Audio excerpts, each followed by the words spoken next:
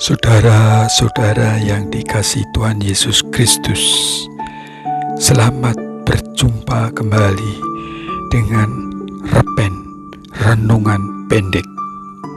Sebelumnya, mari kita berdoa. Bapa yang penuh kasih, Bapa yang Maha Kudus, Tuhan, mari tuntun kami untuk mengenali pengajaran Tuhan, untuk mengenali betapa besar kasih Tuhan untuk kami ya Tuhan Yesus, sehingga Tuhan Yesus sampai menangis untuk kami. Tuhan, tuntun kami dalam kuasa Roh Kudus. Haleluya, amin. Saudara-saudara yang dikasihi Tuhan Yesus Kristus, pada renungan pendek kali ini disampaikan dengan judul Yesus menangis untuk kita. Saudara-saudara yang dikasihi Tuhan Yesus, dalam kitab Yohanes 21 ayat 25 ditulis demikian. Masih banyak hal-hal lain lagi yang diperbuat oleh Yesus, tetapi jikalau semuanya itu harus dituliskan satu persatu, maka agaknya dunia ini tidak dapat memuat semua kitab yang harus ditulis itu. Jadi apa artinya? Artinya masih jauh sangat banyak yang belum diceritakan, bagaimana banyaknya yang dilakukan oleh Kristus. Pada keseluruhan kisah pelayanan Yesus di Palestina Israel pun dalam hal menangis, kita bisa memastikan bahwa banyak sekali waktu-waktu Tuhan Yesus menangis selain yang ada diceritakan di kitab Injil. Ada beberapa kata di Alkitab yang berbunyi, tergeraklah hatinya oleh belas kasihan. Ini mempunyai arti yang mengindikasikan bahwa Yesus Kristus begitu peka dengan penderitaan orang lain, sehingga sangat tersentuh hatinya dan berbelas kasihan. Dan biasanya dengan menangis, melelehkan air mata, setidaknya dengan mata berkaca-kaca. Betul seperti ditulis Yohanes, jikalau harus ditulis satu persatu apa yang dilakukan Tuhan Yesus, dunia ini tidak sanggup memuatnya. Terutama kasihnya yang sangat besar, empati dan simpatinya yang luar biasa, dan Yesus senantiasa mencerminkan kasih Bapa, kasih Tuhan. Yesus sendiri mengatakan firman yang menjadi sangat terkenal dan selalu dikutip, yaitu akan besarnya kasih di Yohanes 3 ayat 16. Karena begitu besar kasih Allah akan dunia ini, sehingga Ia telah mengaruniakan anaknya yang tunggal, supaya setiap orang yang percaya kepadanya tidak binasa, melainkan beroleh hidup yang kekal. Kasih Allah yang luar biasa besarnya dinyatakan, dinampakkan dalam diri pribadi Yesus Kristus sebagai anaknya melalui pelayanannya di dunia ini, menyampaikan kabar pengampunan, kabar penebusan dari kuasa dosa, sehingga bagi yang percaya dan menerimanya beroleh hidup yang kekal, hidup abadi di surga. Yesus Kristus datang membawa kasih Allah. Kasih itu yang mewarnai semua pelayanan Kristus. Karena penuh kasih, penuh belas kasihan, penuh pengampunan, Karena itu dengan sendirinya Tuhan Yesus juga mudah tersentuh dan menangis. Saudara-saudara yang dikasihi Tuhan Yesus, kita bisa membaca dari kitab Lukas 19 ayat 41 sampai 42 demikian. Dan ketika Yesus telah dekat dan melihat kota itu, ia menangisinya. Katanya, "Wahai, betapa baiknya jika pada hari ini juga engkau mengerti apa yang perlu untuk damai sejahteramu. Tetapi sekarang hal itu tersembunyi bagi matamu." Tuhan Yesus menangisi Yerusalem, menangisi orang-orang karena masih belum mengerti yang dibutuhkan untuk damai sejahtera, bahkan menjadi tersembunyi bagi mata hati orang-orang Israel. Yesus hendak berkata, "Aku datang untuk kebaikanmu, untuk keselamatanmu. Mengapa kamu masih belum mau mengerti dan memahami?" Begitu pula dalam penderitaan manusia, Tuhan Yesus menangis ketika mendengar kematian Lazarus. Yohanes 11 ayat 35 menulis, "Maka menangislah Yesus, kata orang-orang Yahudi, lihatlah betapa kasihnya kepadanya." Ya, Yesus sangat mengasihi manusia, bisa merasakan kesedihan Marta dan Maria atas kematian Lazarus saudaranya. Karena penderitaan dan pergumulan manusia itu, Yesus selalu mengulurkan kasih-Nya, meminta agar manusia datang padanya. Seperti ditulis di Matius 11 ayat 28 sampai 30. "Marilah kepadaku semua yang letih, lesu, dan berbeban berat. Aku akan memberi kelegaan kepadamu.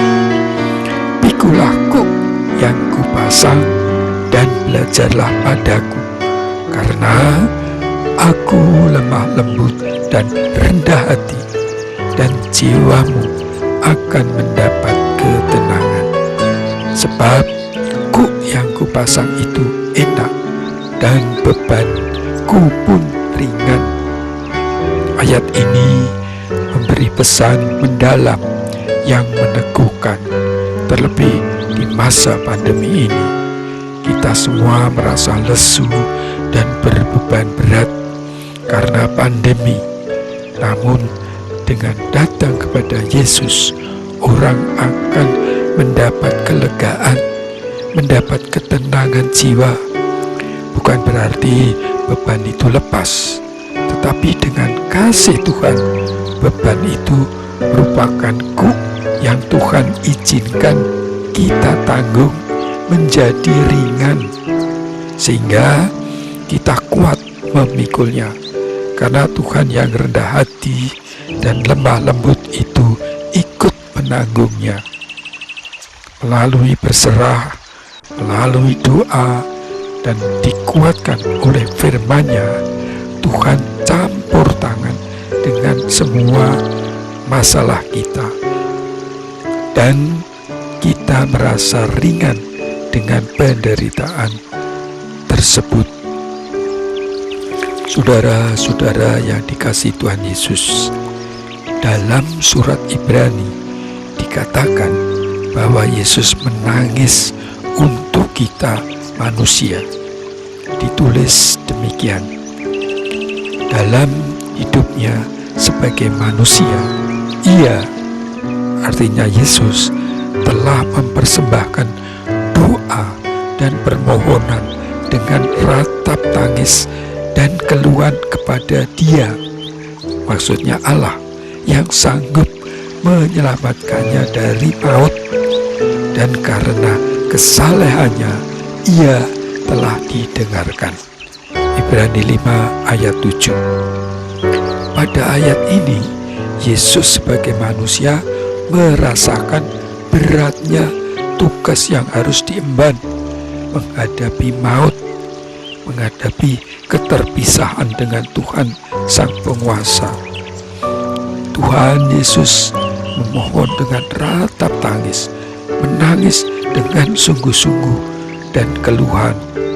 Ratapan atas apa yang akan ia harus tanggung. Dan Tuhan mendengarkan karena Yesus saleh, Yesus patuh dan taat atas tugas dari Bapa.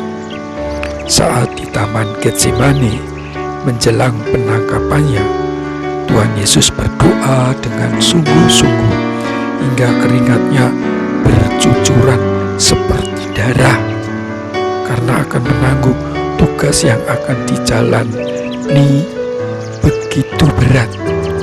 Bahkan Tuhan sendiri sebagai manusia berkata, "Hatiku sangat sedih, seperti mau mati rasanya.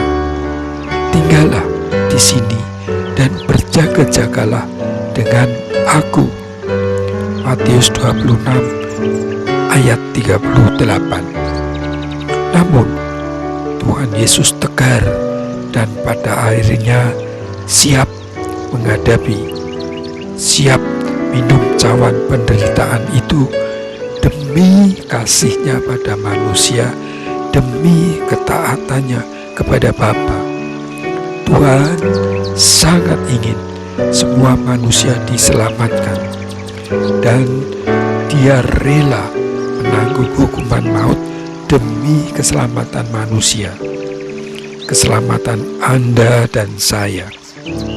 Jangan sia-siakan tangisan Yesus buat kita demi keselamatan kita. Hargai tangisan Yesus itu dengan berupaya taat, berupaya patuh kepada Tuhan melalui apa yang diajarkan. Percayalah, Tuhan Yesus masih menangis buat anak-anaknya yang belum patuh, yang masih mengeraskan hati. Membuat Tuhan menangis karena ulah kita, karena kelakuan kita. Ingatlah bahwa Allah turut bekerja dalam segala sesuatu untuk mendatangkan kebaikan bagi mereka yang mengasihi Dia, yaitu bagi mereka yang terpanggil sesuai dengan rencana Allah. Roma 8 ayat 28.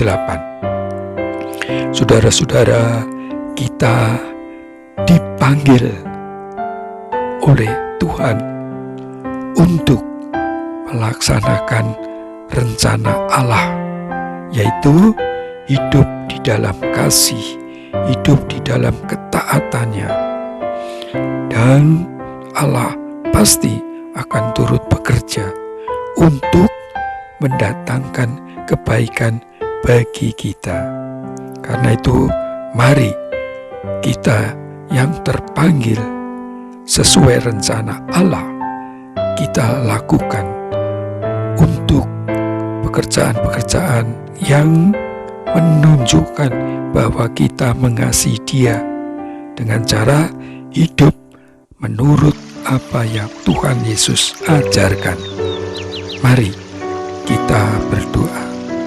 Bapa yang penuh kasih, ya Tuhan Yesus, ampuni kami kalau Tuhan sampai menangis karena kami masih sering mengeraskan hati untuk taat dan setia kepada Tuhan. Beri kami tuntunan Roh Kudus untuk kami mampu mentaati, melaksanakan apa yang Tuhan ajarkan. Tuhan, kasihanilah kami dalam nama Tuhan Yesus. Amin. Saudara-saudara yang dikasihi Tuhan Yesus, akan disampaikan doa syafaat. Mari kita berdoa.